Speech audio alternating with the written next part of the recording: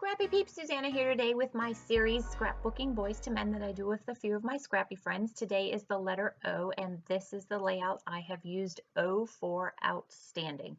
So this is actually a remake, not a remake, but a redo layout. So I started this layout and I had the idea that I was going to title it Over and Over, and I was going to put an ampersand in the corner and then over on the top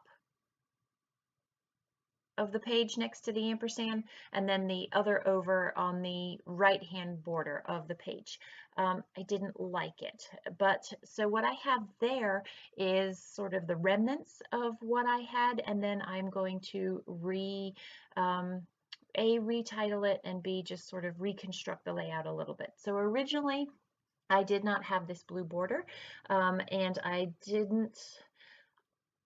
If you know me and you know my design, you know I like to have either a border around it or a header or a footer or something that grounds the layout. And so I put this blue border. This blue border is an improvement, but it still bothers me, and I'm going to end up doing something off camera that I'll talk about later. So rather than having the title go around the corner and be grounded by the ampersand, because I no longer have an ampersand, my title is Outstanding. So all of this is created using Elle Studio Goodies, except for these letter stamps. And these are by Kerri Bradford, and these are the Juniper alphabet, and these are the extra larges.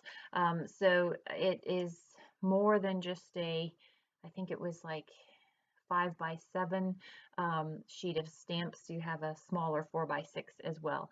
And so I have used that diagonal pattern paper for multiple purposes. So that diagonal pattern paper are the colors of this layout. So you have red, mint, navy, a kind of a corally color, and pink. So you can see the colors that I've laid out up the top there.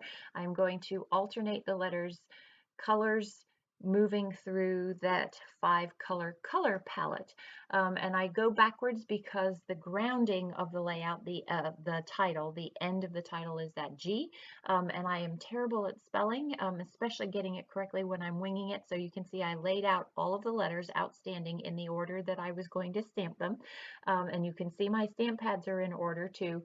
And so I'll just go through that, and I'm going to speed through this process because literally this is almost half of the video is me stamping Outstanding, the title here. So one of the things I'm going to mention that I do off camera is I feel like I need a little bit more grounding of the page on the light blue background.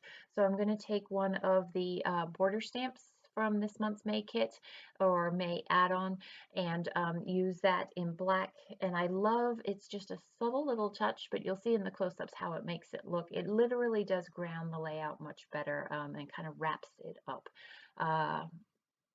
So with these Juniper stamps, they're a bit bendy, and so you can see that I line up each letter on the very edge corner so that I can align all of the letters to the best of my ability. You will notice with titles, with a lot of my layouts, that I will go skiwampus on layout of the letters intentionally, so they'll be higgledy-piggledy, and that's because I know myself, and I know that lining letters up straight is very difficult for me, and it's just not worth the hassle and the stress. So if they go higgledy-piggledy, that's fine. But I felt like I did a pretty good job here lining all these letters up, and really using the top of that stamp block with these particular really tall letters really helped with that. So if I had this all over to do again, I would start with a different letter because this light pink is a little hard to see. It would have been easier to make out if it were nestled between two of the darker letters, but it's not terrible, and it's not worth stamping over because it's not, because in many ways this is take 2 of this layout. So that bottom left-hand corner are 5 of the May labels, and again, these are the same colors as the colors that are in this diagonal pattern paper that you'll see there, and that is the frame of that photo. So the other thing I took from this pattern paper is not only the color palette, but it is a major part of my design element in that the lines are on a diagonal, and so I use that diagonal movement of the lines to guide you through the layout. So rather than having a visual triangle, this design principle is very much based on that diagonal movement. So your eye is captured by the labels, then moves through the photo along the diagonal. They're almost like arrows pointing to the title up the top there. And so that is the movement and the direction of flow on this particular layout there. So each of those labels has a time in it that I will stamp off camera because again, it's no different than me just stamping the title. And so this layout is about my son's swims. This not the weekend we just had, but the weekend prior. He went up to a meet just for one day, and it was an hour away, and he swam the 50 free 4 different times. He swam it twice on Saturday and then went back up there again on Sunday unplanned and swam it twice. And so the first label is his seed time, then the prelim time, then the final time, and then the fourth label is the time trial, and then the fifth label was the goal that he went up there to achieve. So it is not a great picture because it is literally a screenshot, and you can't really tell that he's swimming, which you'll see. So I put this red label here, and that red label is level with where he is in the pool, and so I'm using that label as a marker to kind of guide your eye to, yes, Sorry, there I is. couldn't hear what you said. Sorry, Siri just decided to activate. So the red label is where he is in the pool so that you can kind of, so that your attention is drawn to the fact that he is actually in the picture. He actually swam that particular time trial by himself and had a time drop, which is pretty remarkable.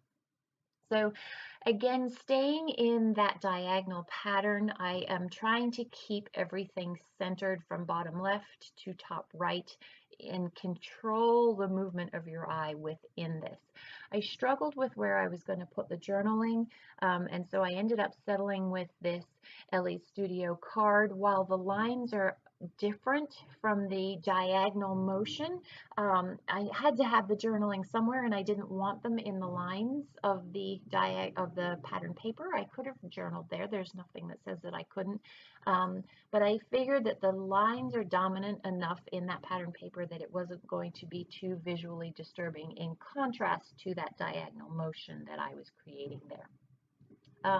These labels, again, just close out that gap so that you have a continuity from bottom left to top right, and they afford me the ability to be able to write dates and the name of the meet in there.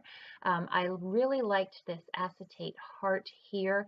I had intended I wanted to use other colors as well, but I didn't feel that any of the colors were of the same color palette as the colors that I'm using, but I also liked how that red sort of almost is like an arrow. If you think of the bottom of the heart as like the tip of the arrow pointing to where he's at. And then I am going to do the stamping of the times and the outside border off camera as well. And that really pretty much wraps it up. So here's the full layout. And then again, this is part of a series. So be sure to head over to Sarah's channel, and Sarah's joining me today. Next month, Christy is going to be joining us. And so hopefully there'll be a few more examples of the different things that you can do to document the men or boys in your life. Thanks for stopping in today. I hope you are doing well and look forward to seeing you again soon. Take care.